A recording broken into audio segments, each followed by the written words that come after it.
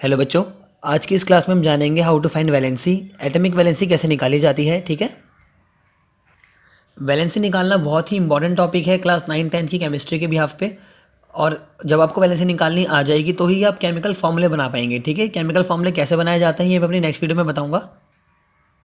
सो देखिए, आपकी स्क्रीन पे एक टेबल है, हाइड्रोजन से लेकर आर्गन तक ये 18 आपके एलिमेंट्स हैं। ये क्लास 9 की बुक से ली गई है, चैप्टर 4 से।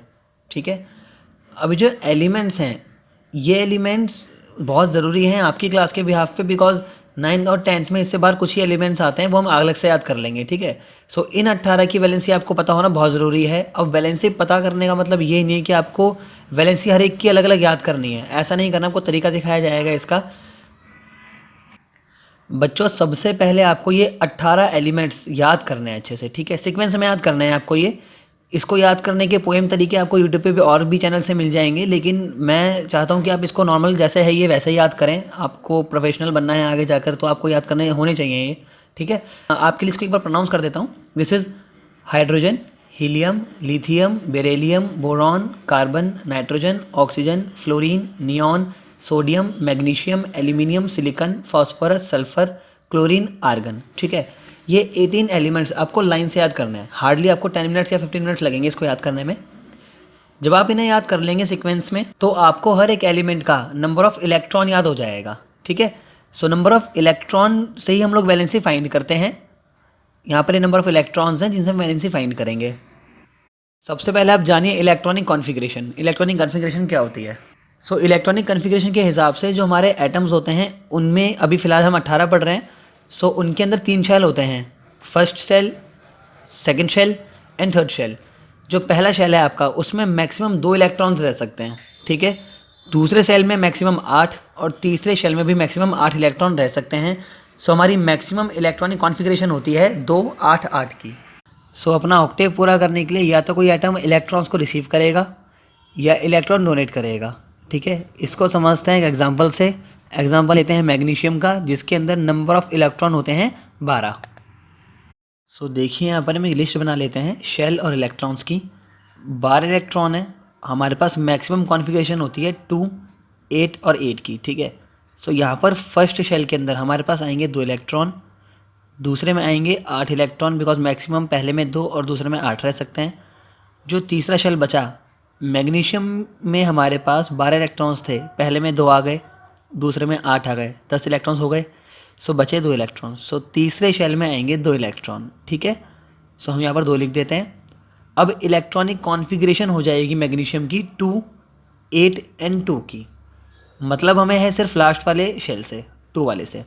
सो क्या करेगा, अपना ऑक्टेव पूरा करने के लिए 2 इलेक्ट्रॉन डोनेट कर देगा। ठीक है, जब ये अपने 2 इलेक्ट्रॉन डोनेट कर देगा तो इसके पास केवल बचेंगे 2 एंड 8 इलेक्ट्रॉन्स। मतलब ये अपना 2 इलेक्ट्रॉन देकर जो थर्ड शेल है उसे ख़त्म कर देगा। सो इसमें फिर 2 ही शेल रह जाएंगे सिर्फ। ठीक है, सो इस तरीके से जो 2 है जो इसने डोनेट करा है, ये इसकी हो गई वैलेंसी। अब हम एग्जाम्पल लेते हैं ऑक्सीजन का। ऑक्सीजन के अंदर 8 इलेक्ट्रॉन्स होते हैं। सो इसका इलेक्ट्रॉन डिस्ट्रीब्यूशन देखते हैं पहले टेबल के साथ।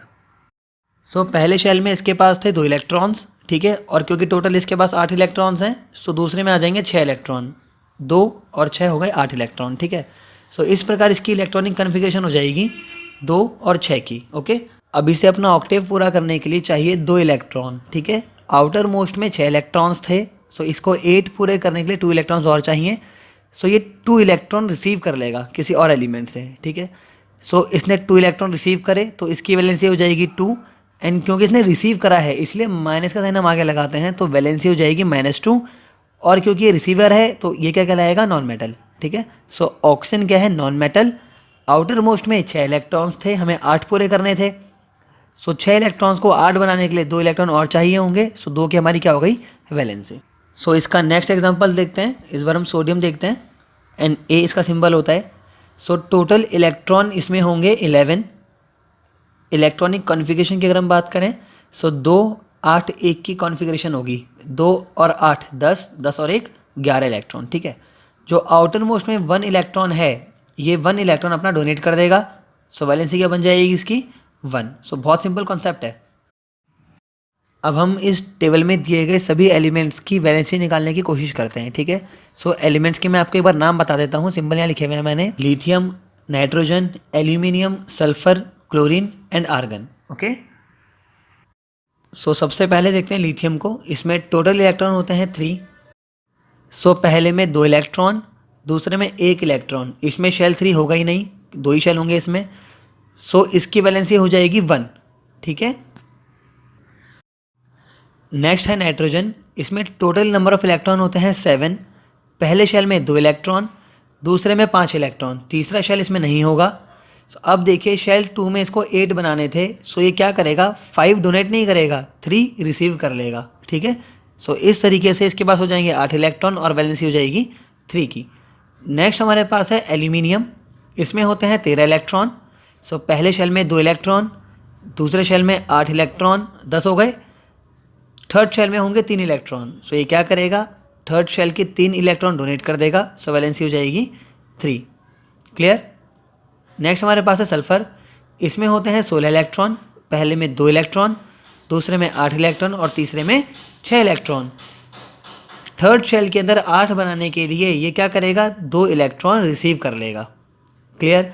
तो इसकी वैलेंसी हो जाएगी 2। फिर हम आगे बढ़ते हैं तो हमारे पास है क्लोरीन। क्लोरीन के अंदर टोटल इलेक्ट्रॉन होते हैं 17। सो पहले शेल में 2 इलेक्ट्रॉन्स, दूसरे शेल में 8 इलेक्ट्रॉन्स, 10 हो गए। थर्ड शेल में 7 इलेक्ट्रॉन्स, ठीक है। सो अपना ऑक्टेव पूरा करने के लिए क्या करेगा, 7 डोनेट नहीं करेगा, 1 रिसीव कर लेगा। तो आउटर मोस्ट में ये 1 रिसीव कर लेगा। सो इसकी वैलेंसी हो जाएगी 1। क्लियर। लास्ट हमारे पास है आर्गन। आर्गन के अंदर होते हैं टोटल 18 इलेक्ट्रॉन्स। तो पहले शेल में 2 इलेक्ट्रॉन, दूसरे में 8 और तीसरे में भी 8 इलेक्ट्रॉन्स। तो इसके टोटल 18 इलेक्ट्रॉन्स कंप्लीट हो गए। तीसरे शेल में इसमें ऑलरेडी 8 इलेक्ट्रॉन्स हैं। सो इसकी वैलेंसी हो जाएगी 0। इसे कहते हैं इनर्ट गैस। ऐसी गैसेस जो रिएक्ट नहीं करती, जिनके ऑक्टेव ऑलरेडी कंप्लीट होते हैं, तो इनकी वैलेंसी 0 हो जाती है। आई होप आपका ये टॉपिक एंड कॉन्सेप्ट क्लियर हुआ होगा अच्छे से। आपका कोई भी डाउट हो तो आप मुझे कमेंट बॉक्स में बता सकते हैं। मेरी नेक्स्ट वीडियो में हम जानेंगे कि केमिकल फॉर्मूले किस तरीके से लिखे जाते हैं। ओके।